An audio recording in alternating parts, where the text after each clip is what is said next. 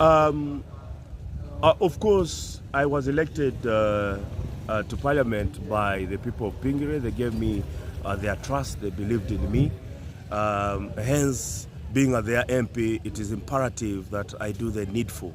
I address pertinent issues that they're concerned about. In the health sector, for instance, there are a lot of shortages. At the level of a member of Parliament, there's so much one can do. But ultimately, I try as much as possible to lobby for effective services for the constituency. Right now, we have in the constituency Health Center 3, of which I'm trying as much as possible to ensure that it is upgraded to Health Center 4. The medicines, the shortages of medicine, I continuously address it with the national medical stores. I continually engage them, and unfortunately, fortunately, through such engagement, there's actually a difference. So it is a concerted effort. Recently, also, when I was elected, I ensured that I bought an ambulance for the constituency.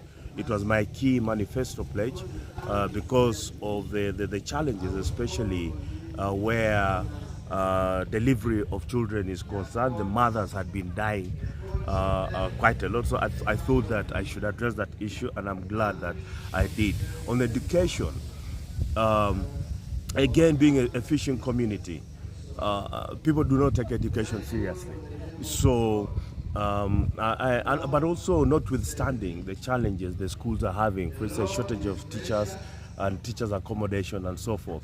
So what I did within my 2 years, I managed to lobby for 11 teachers for Pingire County, 7 in Pingire Secondary School and 5 in Kidetok SS. So personally, I'm extremely elated by that because it's a key achievement within 2 years. It is almost unheard of. So that is, for me, that is a milestone.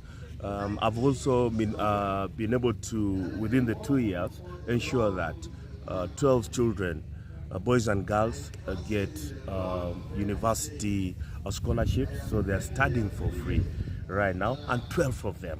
That is significant.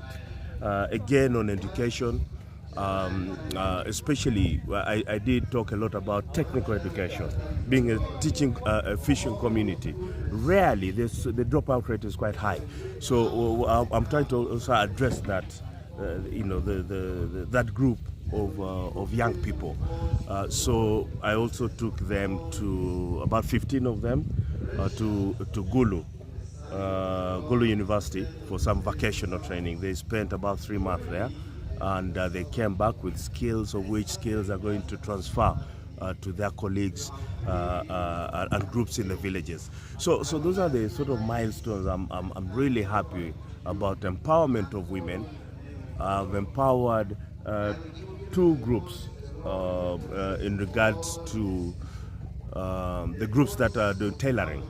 Again, that is in line with my manifesto pledge of creating a technical institute. So 2 groups have benefited with 8 sewing machines, 4 sewing machines each group. They're extremely happy. They're becoming economically independent, and the site is very, very good to see. And also the village group, the village circles. I have started on that, and I'm going to drive it hard. Each village circle, I'm giving it 1 million shilling as a startup fund, as a revolving fund. But of course, not forgetting that we have to take advantage of what government is actually doing and injecting. Because as a member of parliament, what you can do is quite abysmal compared to what government does.